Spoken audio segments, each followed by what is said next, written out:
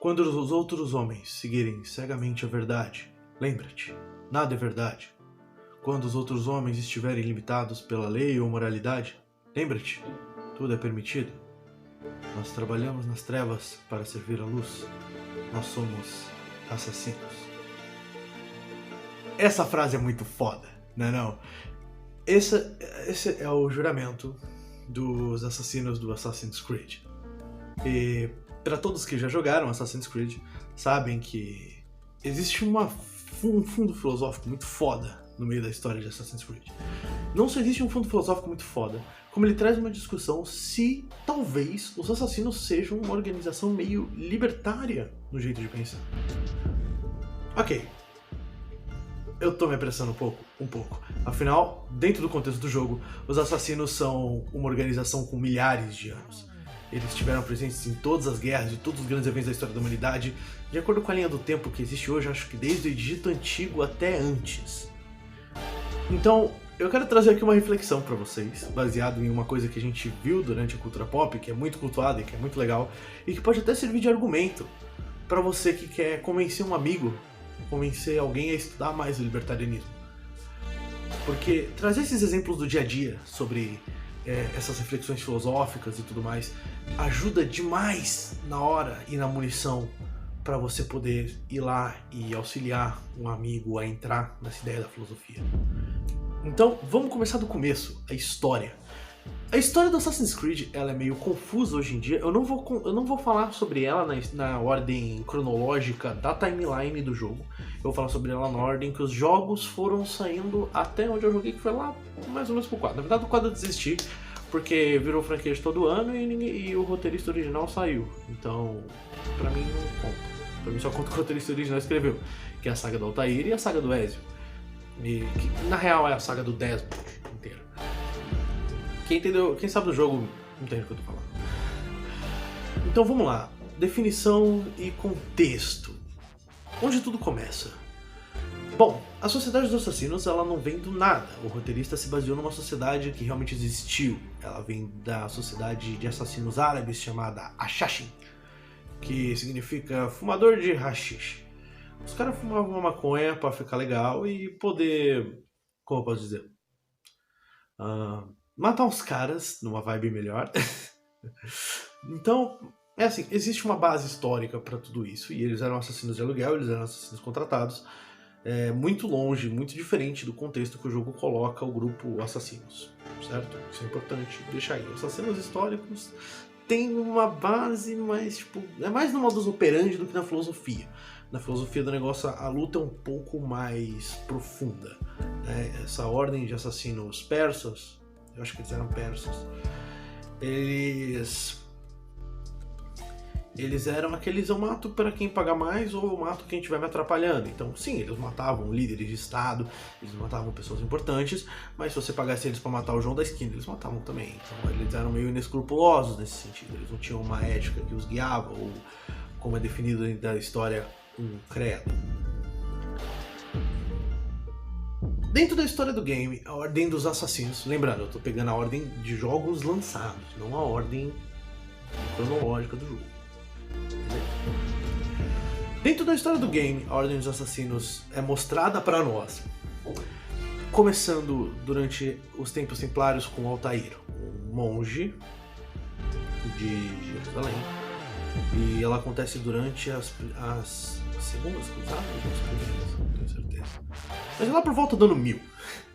Ela começa lá por volta do ano 1000, e dentro desse contexto você tem esse homem, que é o Altair, que é esse monge, um monge guerreiro, e ele faz parte dessa ordem. Ele moderniza o modus operandi da ordem para os formatos que a gente tem dentro da história do jogo até hoje. E ele é considerado o pai da ordem dos assassinos, a ordem organizada, a ordem que luta contra os antagonistas deles, que são chamados de templários. Sim, os mesmos cavaleiros templários de Jerusalém. Não é à toa que o game é apresentado pra gente no meio das cruzadas. Os templários são a organização antagonista aos assassinos. Se você colocar de um jeito bem resumido... Sério? Agora? Se você colocar de um jeito bem resumido, os templários, eles são... Como eu posso dizer? o grupo antagônico 100%. Eles são ideologicamente antagônicos, o modus operandi deles é diferente. Se bem que muito do que um faz, o outro faz, isso faz parte da grande discussão do game, que torna o game divertido, né? O conflito pessoal dos personagens com o que o roteirista chama de ironias. Né? Afinal, ambos assassinos e templários matam, mas qual deles está certo? Aí depende de você entender. Mas trazendo um resumo bem pequeno, e nas palavras do próprio Altair, como funciona esse embate dos antagonistas. Antes eu quero explicar para vocês o que cada um representa. Os assassinos, eles são uma ordem de voluntários e adeptos, do qual o objetivo é parar a ordem dos templários de conseguir eu não vou dar muito spoiler aqui, mas não é spoiler. Coisas chamadas pedaços do Éden. É uns bagulho mágico que pode fazer eles dominar o mundo. Falando bem resumidamente. Gente, por favor. Eu não quero dar spoiler aqui porque eu sou totalmente contra. Às vezes você der spoiler nos comentários, eu bloqueio. Mas saca só. Os templários, eles são meio tecnocráticos, tá ligado? Eles acham que tudo tem que ser controlado por eles e a liberdade é uma mentira. Eles acham que... Eles têm até um pensamento que você pode comparar ao pensamento hegeliano, cujo único serviço do homem é servir ao Estado, sabe disso? Então, eles têm um pensamento que pode até bater com isso. Agora, os assassinos, eles são um pouco mais porra louca. Eles batem mais com o individualismo. E eu não tô nem falando do individualismo liberal clássico, eu digo o individualismo anárquico. E eu não tô falando do anárquico balconista, não. Tipo, esse faça tudo porque tudo é da lei, a gente já vai discutir sobre. Mas, começando pelo começo, eu peguei aqui um textinho que é encontrado no códex do primeiro jogo, eu acho. Eu acho que é do primeiro jogo. No Códex do Altair. Enfim, um dos textos do Códex do Altair, inclusive ele tem nos livros. Eu tenho aqui o textinho dele e eu vou ler pra vocês onde ele define, lembrando, ele fala da visão dos assassinos, o que cada um dos grupos é. Dá uma olhada.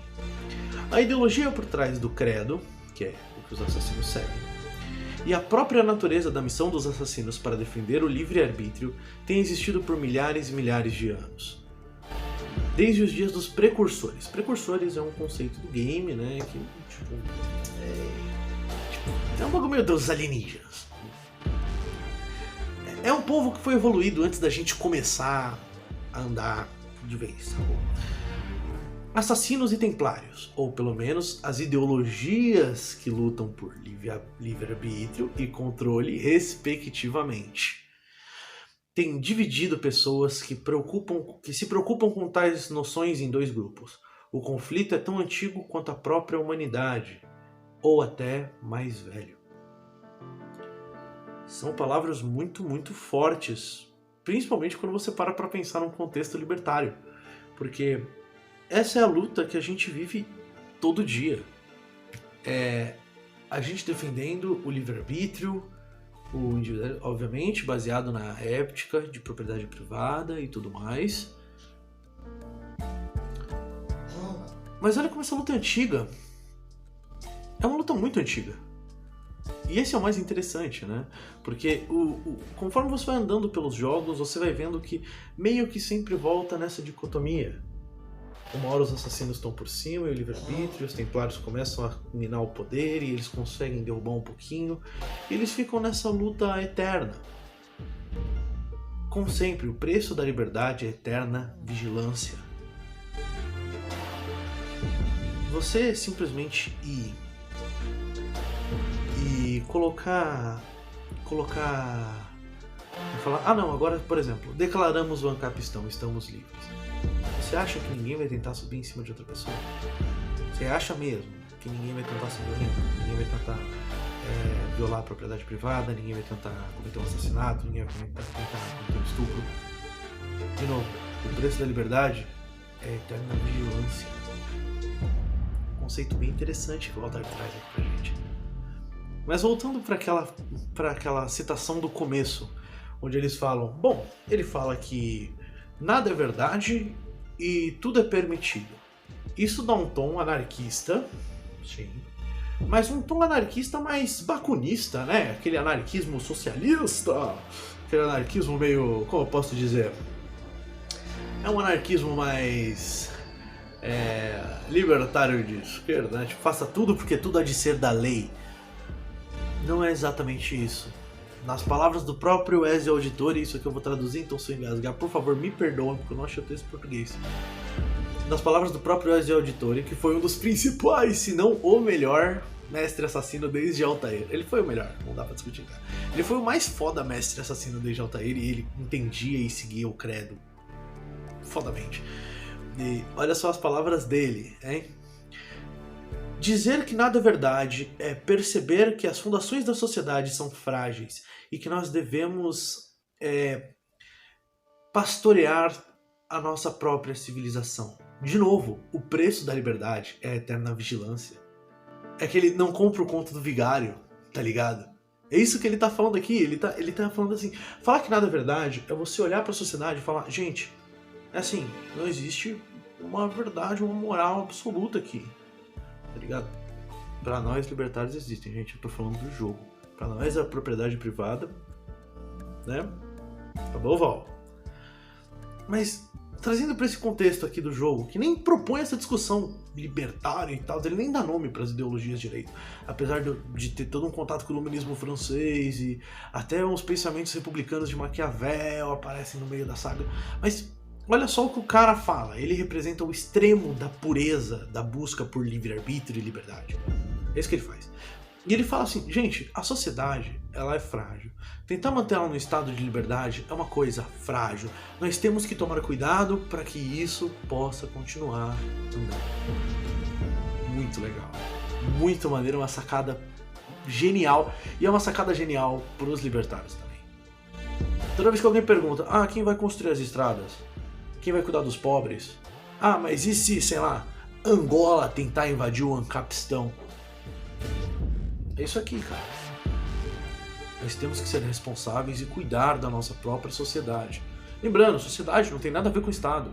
Sociedade é a livre iniciativa do grupo de pessoas ir lá e se juntar. E trabalhar junto. E voluntariamente. Dentro do respeito das leis de ética de propriedade privada. É isso. Isso é baseado. Isso é uma sociedade. O que o Estado faz é quebrar isso. Inclusive, todos os templários do game são grandes chefes de Estado. Grandes templários no game, por exemplo, eu tô pegando isso aqui, pera aí. Por exemplo, nessa HQ aqui, a queda se passa na Rússia pré-soviética.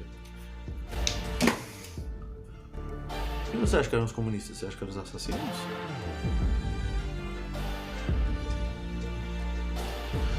E agora ele fala sobre a questão de tudo ser permitido, e essa é a minha parte favorita. Dizer que tudo é permitido é entender que somos os arquitetos de nossas próprias ações e que nós devemos viver com nossas ações, sendo elas gloriosas ou trágicas. Isso aqui é uma frase que ela remete completamente à questão de responsabilidade absoluta do indivíduo. O que ele fala aqui não é nada diferente de oi, tudo bem? Você é responsável por aquilo que você faz. E você tem que arcar com essas consequências. Sejam elas quais forem.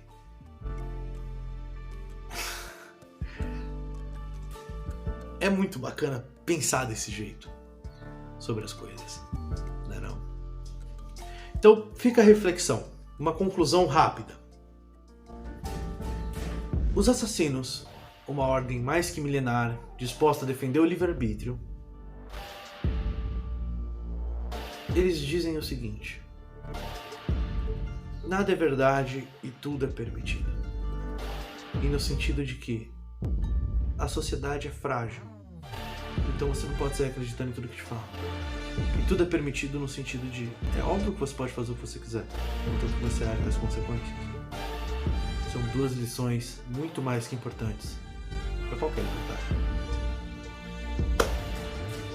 Bom, eu espero que vocês tenham gostado dessa reflexão aí meio nerd, meio power. Se vocês tiverem mais ideias que façam vocês lembrar desses conceitos onde você mistura filosofia e libertarianismo com cultura pop e tal, comenta aí embaixo, que eu com certeza me programo pra fazer. Se eu não joguei tal jogo, eu vou jogar. Se eu fiz tal coisa, eu vou. Se eu não vi tal filme, eu vou ver e tal.